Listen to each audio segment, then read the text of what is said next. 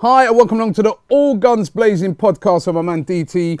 How you doing, bruv? We're coming to you today from the studios of YouTube here in London. So a little bit of a different setting, but it's still all good. And you've been behaving yourself this week? Yeah, I've been all right, actually. I can't say the Sure. same for some YouTubers out there, from what I hear. Right, no, we're not going to get into... No, we're not getting involved in that stuff. I know what you're talking about already. You.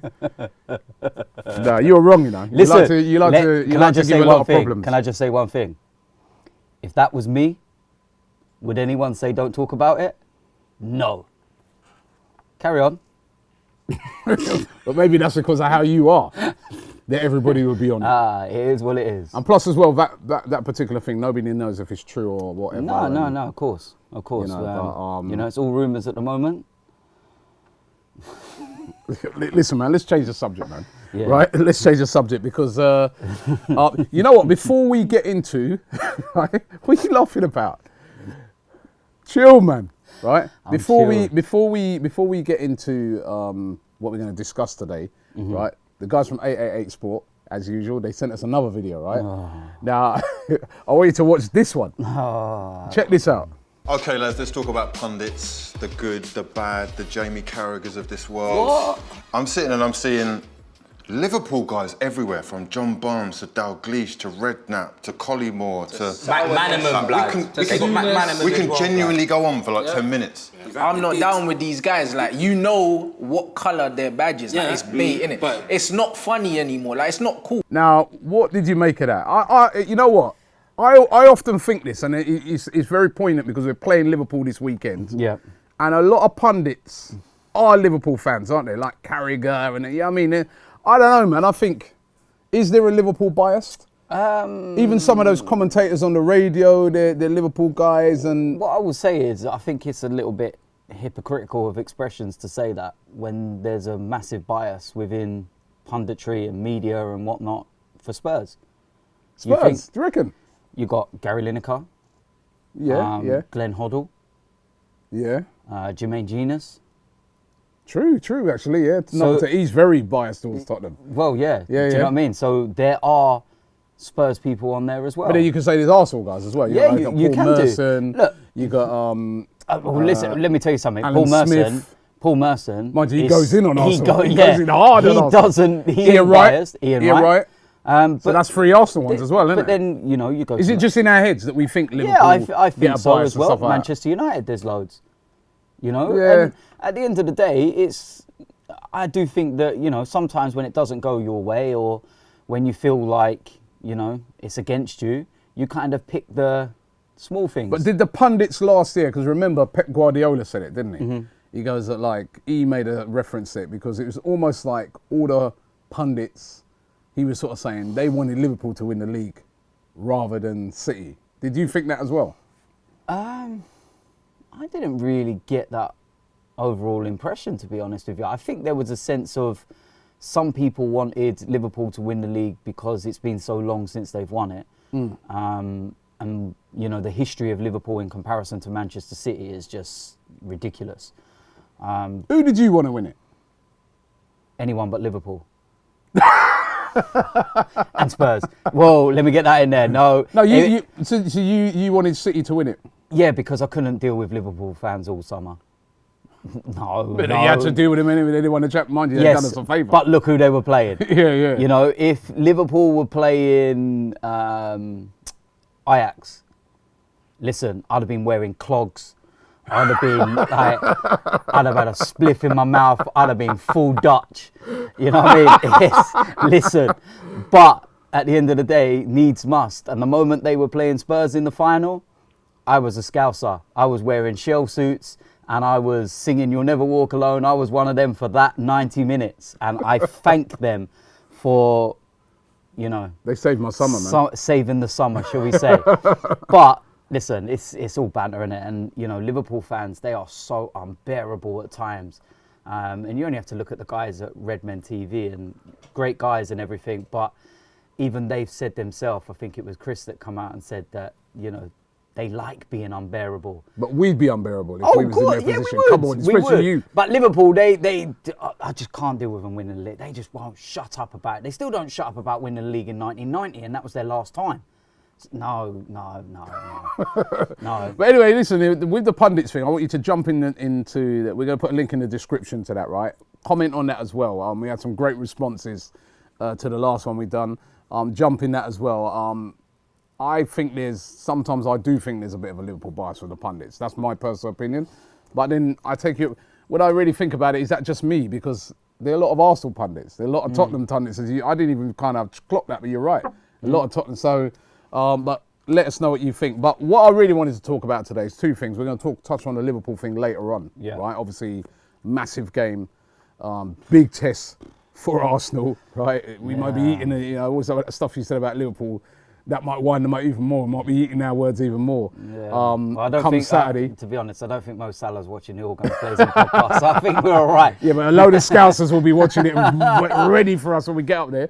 But what did you make of these? Some of the stuff that came out during the week from Josh Kroenke. Josh Kroenke, son, obviously, of Stan Kroenke, the owner of Arsenal Football Club. Speaking exclusively this week with David Ornstein. They've done this sort of extensive interview and quite interesting comments come out in there. Almost kind of saying that he wants Arsenal to be sort of like Liverpool. He wants to kind of follow that same model that Liverpool, because whatever we think about Liverpool, what they've done has been absolutely outstanding. The fans have all bought into it. They've got a great manager. They've won the Champions League. They just, they're very unlucky not to win the league. 1 point off of it. They've got this exciting team. And sort of Josh Kroenke kind of coming out and saying that following the defeat, that Arsenal had in the Europa League final, they knew that, they had to make changes. They had to, and it's been a good summer in the transfer market. We were all pleased with the way we conducted ourselves. What do you think? One of the other things is as well, he was asked was there a lot of fan pressure that caused them to, make, these big signings and their approach and that? And he said, absolutely not. They had this plan all along. Do you believe that? I mean, I really want to get your thoughts on it. I've referenced Liverpool a lot in these podcasts and said that we need to try and emulate the way that they've gone about it. But the difficulty we had is that we lost all our assets for free, whereas Liverpool were able to sell Coutinho, for example, and whatnot, and go and rebuild Van Dijk. Coutinho, Suarez. Yeah, and we lost all that kind of asset, Ramsey, Alexis, etc., etc. But I said to you that this summer was going to be key. This is where I wanted to judge us in this summer. It's their first full summer as 100% owners. As much as I don't like them, how can I reword that in a sense? The jury's still out. You still got a lot more to prove. Yeah, but you're slowly starting to turn some of our minds. And it's going to take, and you know what, fair play to him, because he even said in this interview that he knows that right now the trust is not there and they've got to build that. So he's obviously seen it, and he has seen fan pressure in many respects and seen the divide and everything that goes on within the club. You're saying though that the fan pressure didn't really have nothing to do with it? Not the fan pressure in terms of the signings, because I believe that was all in place and implemented from the moment we lost in Baku. But what I mean is that he's seen the divide between the club and the fans, like home games, how many empty seats, the disharmony and the unrest and all that kind of stuff. And he's looking at it and thinking, we need to build that bridge, because we're never ever going to succeed if the team and the fans and the club are so divided and being pulled in different directions. Let's get us pulling in the same direction, and then we can all start to work together. And he's obviously looked at that. The club have looked at that. And what I like is that they're actually engaging us now. They're actually speaking to us. Yeah, because on the fan pressure thing, one of the questions that he was asked by David Ornstein, he said, the protests by the fans this summer, were those the reason why you spent more than £100 million on players. And he said, these are his quotes. He said, I would say that if you're reacting and doing club record signings based on public opinion, you're not going to go very far as a club. We weren't reactive this summer. We were very proactive. It was unfortunate that the summer unfolded publicly the way it did with some of the supporters groups. I tried to answer some of the concerns to the best of my ability. The transfer market is an evolving, living, breathing thing. We identified key targets, worked on these deals, and over time we were able to execute them. That's hopefully a sign of encouragement for Arsenal fans. When we're out there in the marketplace, you might never know what we're thinking, and you could be surprised by some of the names that come up. As for January, he said, I don't want to get ahead of ourselves. We've got to evaluate some things in the short term and figure them out, where we might need to address them going forward. So when January does roll around, we're going to be proactive again. So, which we don't normally hear them sort of things. No. Like you said, that is good to hear that they're, and that's one of the things that we've been demanding over years. Yeah. We're like, nobody ever tells the fans what's going on. I know. We just want to know if there's no money. Tell us there's no money. Yeah. If there's money, we want to know what's happening. I like it. It's been like a secret. But is this change of tact because of fan pressure? I personally think there has been a lot of fan pressure that has changed some of this, because to me, right, the Kroenkes have been here for a long time. Yeah. Right, and they've done it in a different way over the years. Yeah. And Stan Kroenke obviously is a guy that he's a very quiet guy. He doesn't come out and say a lot. Even when I was in America in the summer, speaking to the fans out there, they said he's very similar with his American teams. He didn't really come out and say a lot about what he's up to, what his plans are, etc. Right? Yeah. I feel that with the fan pressure that came, petitions, fans being very vocal on different platforms, I do feel that, listen, they did put in place these guys, which is brilliant. Yeah. And already I remember I said, there was a video that I did, a Transfer Daily, early in the summer, and I said, you know what? I like the structure of the club now. I really do. They've got the right people in place to do deals, but if you don't give them the right amount of money, it doesn't really make no sense. No, I get where you're coming from. And I just feel that there was a bit of pressure from the fans that made them think, you know what? Of course they saw that they were out of the Europa League, but a bit of pressure where they said, you know what? We're gonna have to go in this summer. If we're going to compete to get into that top four, to get back into the Champions League, and the fans are hurting, and we're hearing these fans now, and they're really upset, and they're really not feeling us either. These fans don't, they don't trust us. They don't. Yeah. And he came out when we was over in America very vocally and said, the fans, we're working on some things to get the fans excited, and we're working on deals, and they've delivered. But I do feel fan pressure had a part to play. I'm not saying all of it. Obviously, they would have had plans and, but fan pressure had a part to play, in my opinion. Yeah, what I would say is that I believe, obviously, they had their transfers in mind. They didn't literally, see the unrest and go, right, we need to go and buy this player now, and it was a panic. The players that we bought were targets from day one.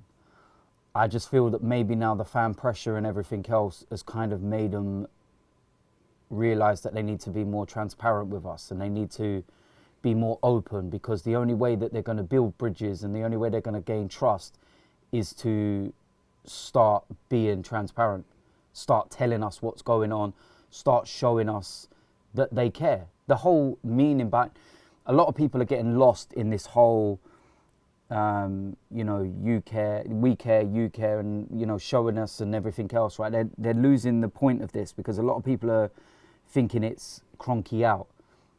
We know that now they own 100% of the club. Getting them out of Arsenal is going to be near on impossible. No amount of fan pressure is going to get them out. It's as simple as that. Only a ridiculous kind of offer that would make Stan go, whoa. But even Usmanov and that have tried it, and it never worked. So what the fans are basically saying is, okay, we can't get rid of you. What we want now is for you to show us you care. Has he showed us? Has he showed us that he cares? At the moment, in the space of since the Europa League final, since it all went wrong, and do you remember I said to you, I spoke to Josh in the hotel lobby. Oh, here he goes.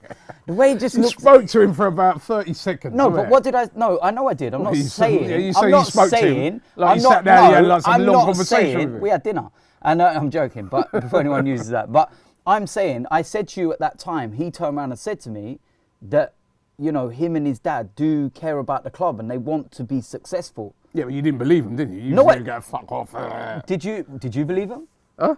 Did you believe him? At the time? No, no one does. I said at the time that what I'm seeing is I don't see people that care. Exactly. Right? So that's at that time, exactly. at that moment in time. Exactly. But now what I'm saying is that Rome wasn't built in a day, and they're never going to build these bridges immediately. They could have spent 400-500 million in the summer. It still wouldn't have built all the bridges because some people would have gone, well, they've only just spent that much now to shut us up, and then they'll go back to their old way. Do you know what I mean? It's kind of, it has to take time. And so far, we've looked at the first window and we've sit there and we've gone, right, we need a centre-back. It was very clear that we had a major first, choice defender, which is Upamecano. That is very evident that is one of the players that we're after. We run out of time. So the club didn't just sit there and say, let's leave it. They managed to get a deal in for someone who's experienced and is going to help the team out. Would they have bought him had they not sold Koscielny? Maybe not. Koscielny and thrown his toys out the Prem. Would Maybe we not. be stuck with the same? Maybe not, but you could tell that they were trying to get Upamecano. That was very evident. We needed a left back. We went and got the best available, and for a ridiculous fee. You think Spurs paid more for Sessegnon than we did for Tierney. Go and look at their records. I know people will say, oh, he played in the Scottish League, this, that, the other. He's won trophies, whether it's at Celtic or not, and whether the league's easy. He knows what winning's about. Yeah, he's an international, and that just shows you the comparison with the prices. Like Sessegnon, he played one season in the Premier League, and he was dreadful. And don't tell me it was Fulham, because Fulham's Player of the Year was Callum Chambers. He never had a problem when he went to Fulham for the season in the Premier League. He stood out a mile. So the jury's still out on Sessegnon, but yet you're paying nearly £30 million for him. So I think we've got an amazing deal. You look at midfield, we lost Aaron Ramsey. I would love to have an option to buy from what I've seen in just a couple of games. I said to you before he even started that game the other day, I said when I watched him in Barcelona and I watched his little cameo in the Emirates Cup, it's just his movement, the forward thinking, the directness. There was something about him that just makes you go, he looks exciting. And then when you watch this performance, yes, it's one game. Yes, it's Burnley. It was at the Emirates. There's going to be tougher tests. But that's so encouraging that he can come into the Premier League in his first start and literally dominate the game. Man of the match, dominated the whole of the midfield. He was behind everything. And that is encouraging. So why can't we be encouraged by that and sing his praises and everything else? We know that tough tests are around the corner. And Pepe as well. And then you've got Pepe. And I see people criticising Pepe. And I genuinely think that people have this different view watching... Criticising Pepe? For his performance the other day. Now, I genuinely believe this, yeah, that people have a different view on the game when they're watching on television to watching live. Now, that's not a criticism. It just means that you don't see the overall game that we can see when you're live. So you're watching on television, the play is following what's going on at the time, the ball, and it might be down on the left-hand side and Pepe's right over the other side. You won't see what he's up to. When you're watching the game live, we're watching his movement and seeing how he's just manoeuvring, and it'll open a space here, and you watch this move unfold. It all starts because of movement that you won't even see on the television. And I looked at his performance against Burnley in that second half, and I was so encouraged by what I see of him. Plus as well, people got to remember, it's very early in... Do you remember back in the day, Bergkamp? Remember how long it took him to get going? 9-10 games, and then he then finally got his first. Yeah, first I remember. goal I remember being at games and fans saying, "Hey, Bergkamp, we bought a dud there. That's why." Inter Milan, we got him from. Remember? Here goes the accents again. No, but that's it. Remember, people saying, "That's why Inter got rid of him." But they got rid of him. That now we know, and we've gone and bought his stud. Another example. And then look. Thierry Henry. Yeah, it takes a while sometimes. So not everybody's a Aubameyang that just hits the ground running bang straight away. It could take Pepe, until after Christmas before we see the best of him. We don't know. He's not had a pre-season. I think we just need to be a bit chilled. Well, listen, and give the guy a chance to. I know it's a big price tag and everything, but I don't think we're going to see the best of this guy yet. Do you know I hope we do. But do you know what I like about him? He looks so laid back on the pitch, like very skillful. Very skillful, very quick. One thing I noticed about him is he can beat 2-3 people without touching the ball. And he's done it loads. He's literally dropped his shoulder. Just his shoulder and movement. literally, and that nutmeg on Ben Mee, mate, it looked like he just wanted the ground to swallow him up. You could see his facial expression like, no. Like, his awareness, just everything. I'm so excited for what he can bring. And when that all clicks, because already we've got 2 of the best strikers in the Premier League.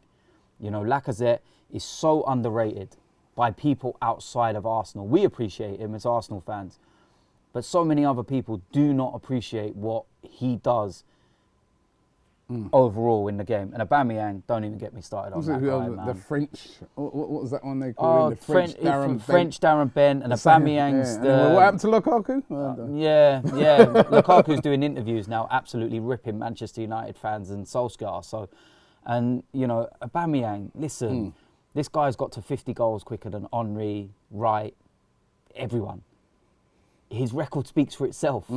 The guy is lethal. He just knows where the goal is. It's as simple as that.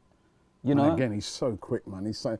He looks quicker. Right, watching defenders trying to cope with him, man, it's really difficult, man. Because if he gets the ball, he's got a little bit of a run on you. It's over, man. But that's what happened with his goal. Yeah. He got that run, shifted it to the right, bang.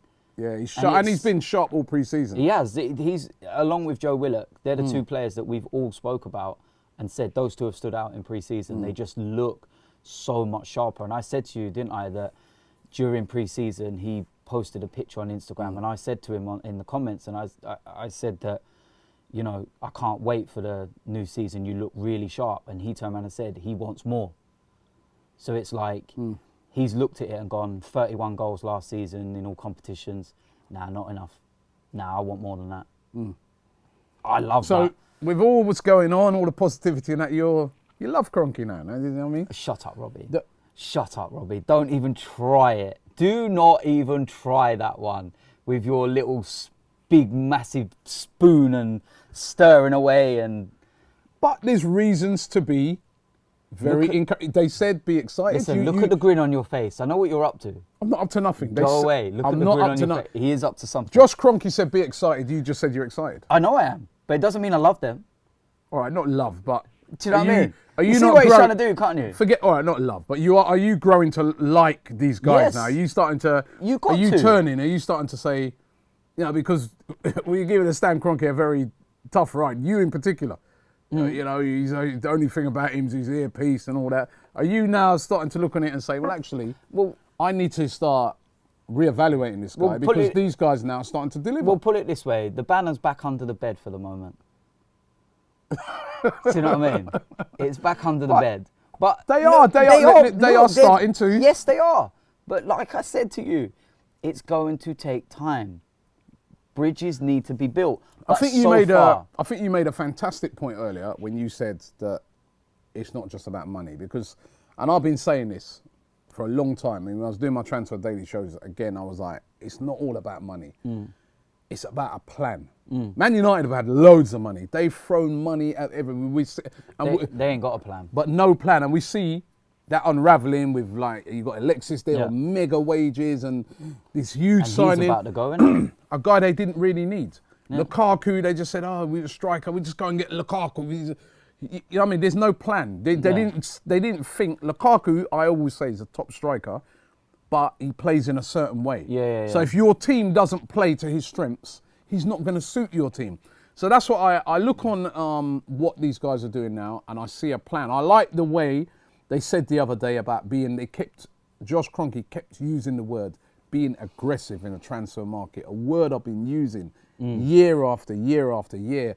Arsenal are not aggressive. We are not aggressive. It's almost like we'll go say, oh, is DT available? No, we're not looking to sell him. Okay, fine. See you later. These new guys, they're coming in and they're saying, is DT available? No, he's not available. Any?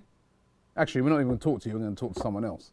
But I mean, they're very aggressive in that. That's how they managed to get that Pepe deal done. Is that what you would say if I was asked if I was available? No, we don't want you. But you know the point. I know what you. With the Pepe deal, he's about to sign for Napoli. It's done. Yeah. He's about to sign, and they got Pepe to change his mind and come and sign for Arsenal. That's aggression. The Tierney deal, right? Throughout the summer, Celtic have been piping up, we want this for 30 million, 35, 40. They've just sat back and said, yeah, we know Tierney wants to come. We know he's got a little bit of an injury. So there's no rush. And we're not giving you no more than 25. As a matter of fact, really want to give you less. But we're just going to ride it out. We'll wait till down to the transfer window. Because we already know he wants to come. So you can go Lennon or you shoot your mouth off. But we will get him. And then come the transfer window, they've signed him. Yeah. The David Luiz one. Chelsea's, I know he's a bit of falling out, whatever happened between the scenes, but they saw an opportunity. They didn't mess about. Bang! David Luiz is at Arsenal. That is, for me, they've shown real aggression. We've got guys now that know how to do deals, that know how to, and this is what I'm really encouraged about, right? It's not just money. You've got to have that team in place. That's what Man City, if you look at Man City, how they run is so well organised. They don't buy players they don't need, really. They will go and spend a load of... I remember when they bought Walker. Was it? They paid 50 odd million for him, and everybody was like, are they mad? 50 million for Walker? They knew, Pep knew that I want a wing back. And right now, the best wing back I can see out there who's going to fit what we're trying to do is Walker. And I know I'm going to have to pay a bit more money for him, but I know what I'm doing. I need that guy. Whereas United now, we're just going to get Alexis because it's going to look good to our fans and it's going to piss off Man City by signing him. But there's no plan. So I'm pleased that we've got, with our recruitment team, the Edu, Sanelli, Vinay, there's a plan. Yeah. There is a plan. These guys are looking at it. Even that, like you said, they wanted Upamecano, they can't get him. They saw the Luiz thing. You know what I mean? So there's a plan there, and that's what really, really encourages me. And that team has been put, who put it in place? Was it Gazidis or was it the Kroenkes who instigated it? But whoever put that team together, we now have a very, very good team when it comes to recruiting players. We're dealing with agents we never used to deal with. Yeah. That's why we got because we were so soft in the, we're not dealing with him. Yeah. Because, you know, we've heard he can be a bit dodgy. All the other teams are dealing with him and they're getting big signings in. The fact is that how many years has Fergie left Man United now? 6 years? 7 years? They have no idea what they're doing. And they've spent so much money. Honestly, they look like they're playing FIFA. They're literally it's going, only now, actually. He'll do. I think it's only now, with Solskjaer coming in and that, they're kind of looking at it and thinking, you know what, let's go with some younger. But you can see they're trying to come with a bit of a plan now. But that's what I'm saying. You can have all the money in the world. If you don't have a plan and a good team to execute that plan, to be honest with you, you've got no chance. Robbie, I don't agree with that part there. I believe that Manchester United were trying to buy players. Players didn't want to go to Man United. Well, that's the other thing. They don't buy into the project. Solskjaer's not a big enough attraction for some of them. Yeah, because I was surprised when like Dybala didn't go there and people like that. Because Dybala was looking at it and going, well, this ain't Man United of 10 years ago. Whereas Nicolas Pepe, obviously, he's, you know, these are the things that we don't see as fans, right? Nicolas Pepe has seen a plan. Exactly. Right? He said he's seen where we want to go. And he's looked at it and said, you know what, I don't mind spending a year or so in the Europa League because I believe next year we'll be back in the Champions League. I believe, you know, what I'm seeing from us is a plan. Yeah. And like Liverpool, isn't it? Yeah, and what I want now, right? This season, ultimately, I'll lay it straight on the table and I tell everyone right now, I want to get back in the Champions League. That is it. Right? Whether that's does Emery have to go for you? If he doesn't get us in the Champions League with the backing he's had and the players he's got, he has to go. You can't say no differently. How can you offer him another year and say, all right, we'll try again? When you've made that investment and you've given him what he needs. It's tough to get in that top 4. Listen, a lot of people around have had investment. Look, let's have a look at it. Manchester United are not in a better place than us. They spent more than us. I don't care. They spent more than us every year, and they finished below us 5 No, out of you the last said 6. You said it because of the investment. No, I'm saying but they no. They just bought. Robbie, they finished below us 5 out of the last 6 years. There's a reason for that. Okay, because they're not as good. They're not Manchester United of old. Chelsea. Transfer ban. And you can tell it's already playing an effect. They played 3 games this season. They've conceded 7 goals. Yeah, cheers for Louise. They've had a hard start. Right. So yeah. They have. But the reality of they have. Like us last season when we had the City Chelsea. Did anyone have any sympathy for No, us? I'm not having sympathy for them. Well, I'm just good. giving you Let reasons them why rock. they've had a bad. You know. Maybe all the Chelsea fans can find out what they used to be like. Off you go. Got no time for them at all. You got the 2 at the top. Yeah. I believe that for me, the top 4 this season, in no particular order, is Liverpool, Man City, Spurs, Arsenal. That's the top 4. I believe that the top 2 will be the top 2. And I think Liverpool got a really good chance this year. I don't think that... I know that Manchester City strengthened in a certain... I know they got the new right back in and stuff, but I feel that they may not be as strong as they were last year or the year before. But on the flip side of that, I feel Liverpool might have missed a trick by not getting anyone else in. But maybe they're riding off that whole wave of last season, the Champions League. And the key for Liverpool is keeping the front 3 fit. If they lose Salah or Mane in particular, any one of those 2, more than Firmino, for a considerable period of time, they're in trouble. It's as simple as that. If they had, lose one of them like we lost a Bellerin or a Holding for a season, they're in a whole world of trouble because they're so You can say the same thing about us. Yeah, of course you can. Yeah, we lost Aubameyang and Lacazette for any period of time. We're in trouble. Every team needs a bit of luck. To win the league, you need luck along the way, whether it's decisions, whether it's injuries. Liverpool have been very lucky that they haven't, now, already this season, they've lost their keeper. That's come at a worst possible time at the start. You only have to look at, despite his heroics in the Super Cup final, you saw the goal that Liverpool conceded at the weekend. Alisson would be kicking the ball straight at the guy and doing what Adrian did. So let's say they lose Van Dijk for 3-4 months. That's where they're going to have to really, be lucky along the way. But so yeah, and then also we got another avenue, which is the Europa League. And in the last 2 years, we've reached a semi-final and a final. So we're going to be in and amongst it again in that area. So we've got 2 avenues to get in. And for me, that is what I want this season. The plan is to get back in the Champions League. And then what we do is we go to the summer.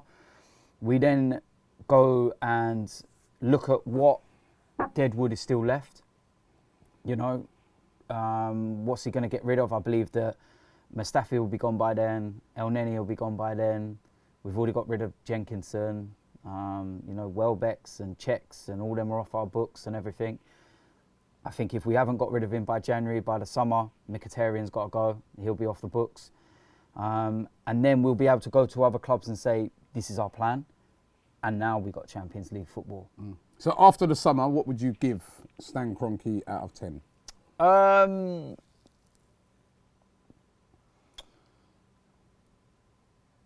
say an 8, 9. Near enough there, because I believe we've addressed the areas. Everything, there could be room for improvement with anything in life. I would love to, you talk about defensively. What would have made it the perfect window would have been an Upper Meccano. That would have made it just icing on the cake. But we got a centre-back, we needed one. We got left-back, we needed one. Got a central midfielder, ball carrier, number 8, kind of box-to-box. We got one. And we needed a winger. And we got one of the most sought after in world football. We went from talking about Ryan Fraser, with all due respect, to signing Nicola Pepe. How can you not be happy? Now, with all that, can we go to Anfield and get a result? A place where, quite frankly, over the last few years, we've gone there, every time we've left there, embarrassed, battered, bruised, kicked. It's almost like you've gone into a fight and, right? You're walking up there saying, where are them scousers at? We're going to sort them out. And then you see us afterwards and we come with black eye, lips busted up, Can't hardly walk, limping. Listen, the Scousers have done it again. If you only need to... They've battered us, man, every time. If you need to understand the mood of what we've been like after Liverpool, just watch my recent videos over the last couple of years. Oh, man. I want to come out of that ground and have a bit of pride. You know what I mean? Like, not have to face up Paul from Redmen TV and see that smile on his face. And you go, how you doing, lad? And all that, you know what I mean, laughing, you know what I mean, with their little ironic jokes and things like that. Honestly, man, we go there every year and we get battered. Yeah. Last year we scored first. I'm thinking, all right. All right, and then within 10 minutes, I was like, oh, here we go again. Barely finished the celebration, they scored again, and then after that, bang, bang, capitulation. Yeah, fell apart. Does this team that you see now, do you think they can go out there and put up a proper... Because Liverpool, whatever you... Look at their home records. Unbelievable. Against all teams. Yeah. How can we make it anything different? Do you know what? The best form of defence is attack. I don't want to sit him back because Liverpool will pick us off. No, but Liverpool will pick us off. They will pick us off. So why sit back and let them pick us off? Do you know the thing that worries me about that game is that everybody talks about Louise is in there now. That's great. If that is true, it's down the flanks. That is where they always destroy us, right? Yeah. And if you look at it, Ainsley Maitland-Niles is going to have the game of his life to keep out Mane and Salah. Right, and the same with Monreal, right? He's not the quickest. I think we need to think. I don't think we can just be like outscore them or nothing like that. We get battered again. Do you think about? We've got to have some sort of. I think maybe playing a free is a good idea. We've got to have some sort of idea of containment and then try and hit them on the counter attack. That's my opinion. I don't think. I think if we go out there with an attitude that we can go. And we'll outscore. We've got our free now, and they've got an established free. We don't. Our front free, maybe in a year's time, can stand up to their front free. But at the moment, it's a new front free. Yeah. Nicolas Pepe is a new player. As I keep saying to people, we've got to give him time. He may not even start that game, right? He may not even start that game, right? I think we've got to go out there with an idea of how, first of all, we contain and keep Liverpool out. And then, if we win the ball, try and catch them on the counter. Their defence so far this season has had a few little ricks in it. Like you said, the keeper's not the same keeper. The guys at the back haven't been as solid as they've always been. We know they're going to bomb on. So if we can win that ball quickly, get that ball into the flanks, into a Pepe if he plays, into a Aubameyang, you know, we can hurt them up front. We know that. But I think it's at the midfield, Ceballos... He's going to have a big role to play, I think, in that game. I hope he starts because we didn't have that control in the midfield. Yeah, it's going to be interesting to see if he goes with Torreira. Does he go with Willock again? Does he go with Xhaka? I think I'd have Willock in there again. We're going to need somebody really hard working in that midfield to stop you. Someone's got to cut out those little through passes because Liverpool, they move the ball so quick. I know. And with that crowd behind them, it is a really, it is a tough place. Such a tough place to go to and play. Because they at home, they are unbelievable. The only thing, before I get into the game itself, there's one thing already that's pissed me off about the game. What? They're wearing their third kit. Liverpool? Arsenal. Oh, Arsenal. We're wearing our blue one. Right. What's wrong with that? Well, I'm surprised at that because... Why are we not wearing yellow? Yeah, I'm surprised because I would have thought... Sorry, but what? Does yellow and red clash now? But I would have thought with Liverpool wearing their red kit and us wearing an all dark kit as well, wouldn't it? And Liverpool's red is a dark red. Is that where did you read that? Let's see it. On the website? Yeah, today. And then we're wearing our blue kit. I'm surprised hold on a minute. Liverpool clashes for me, the iconic colours, man. Liverpool in their red, Arsenal in their yellow. You're thinking of Arshavin and all things like that? Yeah, I'm thinking of the good times we've had at Anfield in yellow. And things like that. And I'm also thinking about all the crap times we've had in colours other than yellow. Worrying about kits, man, and worry about what we've got to do tactically. We need to really, because if you're going to go to these places, you ain't going to go to these places and outscore these teams. No, do you know what? You've got to think about going to these places and being solid. And then when you get your opportunity, look at that game last week with Tottenham. I mean, I know they were very lucky, right? But they literally had 2 chances in the game and they took both of them and they got out with a draw. Yeah. So you're going to have to soak up a lot when you go to Anfield, when you go to the Etihad. You are. Yes, that's how it is. Can Arsenal show? This is what I want to see from an Emery team. Can Arsenal go away from home to a difficult place like Anfield, soak it up and put in a performance? Yeah. That is the outscoring thing. Yeah, we're gonna if we find go out. there like that, I know we're going to find out. I we think go there that- with that outscoring attitude. It's another 4-5-1. I think that given the fact that we've got Louise in the side, a free would be ideal. I think a free. I think that his best performances have come in a free. Chelsea won the league with him in a free. I feel that Kolasinac will cause more problems as a left wing back than Nacho, and I'd rather him there. Ainsley's still going to play on that right hand side, so he's going to have to be disciplined and play the game of his life. And that's no disrespect to him, but he's up against the very best. Yeah, and then he's up against, he's going to need to use his speed to recovery, and he's going to have to really be switched on, because when you're up against those wingers, they are, at the moment, they are still the best. There's questions that you're going to have to ask. You're going to have to ask, will Lacazette start? Are we going to play the game where we look to play the ball up to him and everyone feeds off him? Or are we going to play Aubameyang up front and use his pace to pull Liverpool's back line all over the place for everyone in and around him to... I'd start Lacazette. But that's what I'm saying. That's not my preference. I'm just saying we've got, permutations that we've got to look at. I think I wouldn't be surprised if a Pepe didn't start a game like that. No, I wouldn't be either. As I said, selfishly, I want him to. Yeah, we do, but I think we've got to remember where we're going, and I think we can't get too ahead of ourselves, because we beat Newcastle and Burnley. Listen, it's great to start with with one of only two teams with Liverpool that have started with two wins. However, on paper, you would have expected us to win both of those games. This is the big one. Yeah. This is the test. If we walk away from Anfield and we've won, we're winning the league. This is why you get all memed up and out of context. This and all that, you know what I mean? Listen. That wouldn't win us the league. Hey, listen. If we win at Anfield, we're winning the league. Let's have a little bit of hope and optimism. Do you know what I mean? They'll cut that bit out. Yeah, you know what you said about the little bit of hope, that'll be gone. It'll get cut out and everything. But listen, no, why can't we have that bit of... Look, I just want to come out of Anfield and not have a viral video.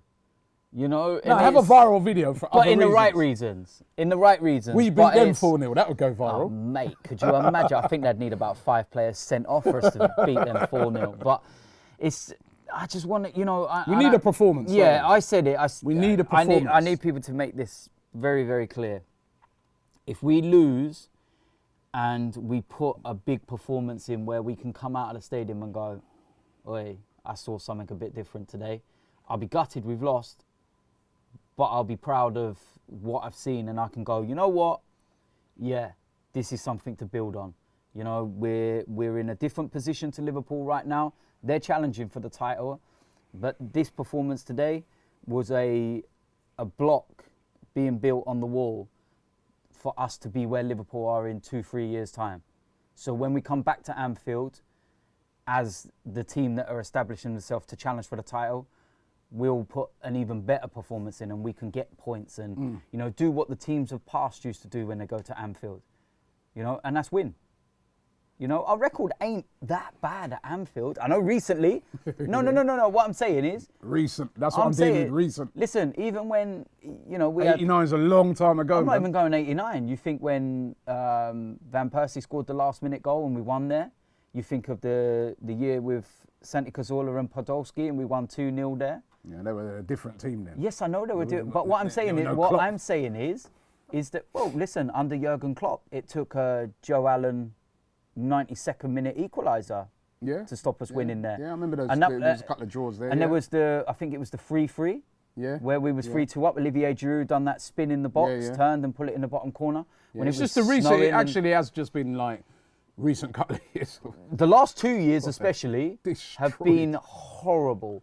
Absolutely horrible. And I know you've even dreaded interviewing me it's been after terrible. Because I'm fuming. Because you walk out the stadium, and you know what? To be fair to them, as much as they wind me up at times, I actually get on really well with a lot of the Liverpool fans. And I've had nothing but love from Liverpool fans up at Anfield. and Yeah, harmless. that's because they just beat us 5-1. Yeah, but no. It's like, you're doing DT, you're right. Go on, do the accent. Battered us 5-1. Alright, mate, alright, calm down, fucking hell, lad. But it's like, but no, they're all right. Let's come out of there beating them 5-1. Yeah, and then they'll See if there's any love there. Hey, fucking DT, lad, I'm gonna fucking do you. But no, do you know what? Stanley. Oh, mate. I didn't want to go there, man. He's been watching too much Football Factory, isn't he?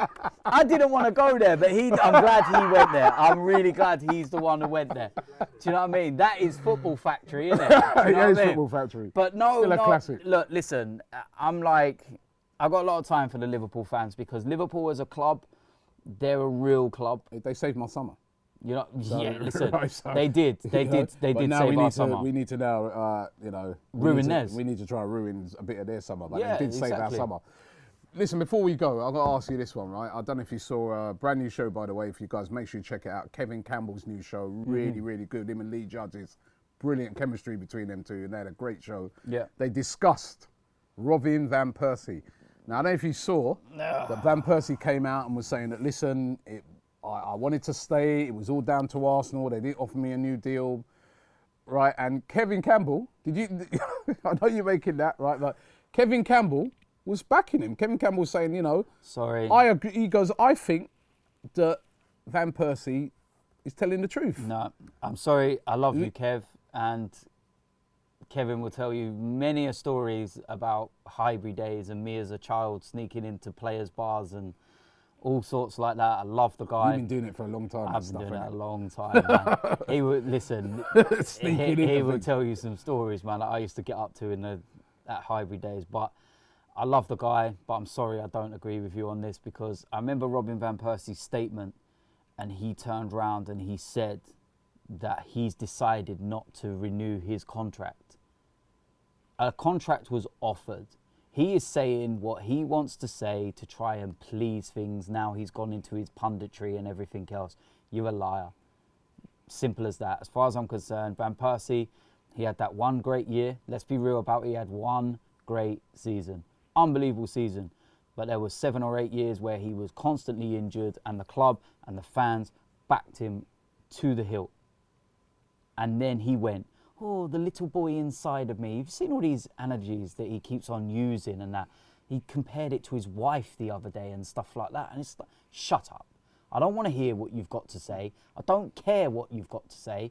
He is in the same bracket as the likes of Samir Nasri. As far as I'm concerned, he never played for Arsenal. Don't want to know about him. Robin van Perstrings. Piss off. So you ain't forgiving him either. No, I ain't forgiving him. So you don't agree. You don't agree. No, of course I don't agree. Kevin Campbell, just if people ain't seen that video yet, go and check it out. What basically he was saying is that he believes Robin van Persie that no proper contract was offered to Van Persie, and that Van Persie had gone to Arsenal and asked them about their ambition, and just said to himself, well, why am I going to? They ain't offered me a proper contract. There's no ambition, which he was right, wasn't he? There was no ambition with what they did, right? But the contract is was it true or not? He still had a contract. Was there ambition? No, there wasn't ambition, but he had a contract. On the fact of the ambition showed by Arsenal, do you think he was right when he said at the time the team was showing no ambition when it comes to? He asked them who you looking to buy, who you looking to bring in, stuff like that. Bit like we were saying earlier on with the Pepe thing, they've obviously said to him, yeah, this is what we're planning to do in the future, blah, blah, blah, and he's bought into it. When Van Persie heard what they were planning, he was like, nah, mate, it's just going to be the same old thing if I stay here, right? We're not going to be bringing anyone in, there's no big names lined up, there's not looking to spend any money, I'm off. Was he really wrong to do that? From a footballer's point of view, that's where Kevin Campbell's coming from. No, look, he was offered the contract, and the issue right now is that he's lying about it. You can tell he's constantly he's trying to think what he's trying Dutch. to say. Listen, I don't care, man. He's been hit on his head with too many clogs. He's just, I don't care. So you don't agree? No, don't agree. Bye bye. Sorry, got no time, nothing at all. Do you know what I mean? I remember when he left, man, I had one of his DVDs. That got burnt in the bin. Off you go. Same with his shirts. Do you know? No, I can't stand the guy. Can't stand him, man. What he did. After everything, we backed him all that time. And then he pisses off to Manchester United. And then he sits there and talks about the little boy inside of me and that. When there's pictures of you wearing Arsenal kits in your bedroom like you're Cole Jenkinson. Fool. Nah, man, he can piss off. All right. Well, we'd love to hear your guys' opinions, right? Leave it in the comments, right? Let us know what you think about the Van Persie situation. Also, can we beat Liverpool? And also, what do you think of Stan Kroenke now? Has your opinion of Stan Kroenke changed based on what you've seen him do so far, right? This summer, has your opinion changed? Please let us know. Don't forget, the links are in the description. If you want to download this podcast, it's available on all the formats. Make sure you check it out. I was listening to last week's one on Spotify on my way down here, and it was sounding good, right? So make sure you check that out. And also the link for the 888, that conundrum that they put to us about the pundits. Are they biased towards Liverpool? Let's hope this weekend they won't be biased, but listen, the link's in the description as well for that. DT, thanks very much as usual, mate. Pleasure, man. We'll be back next week.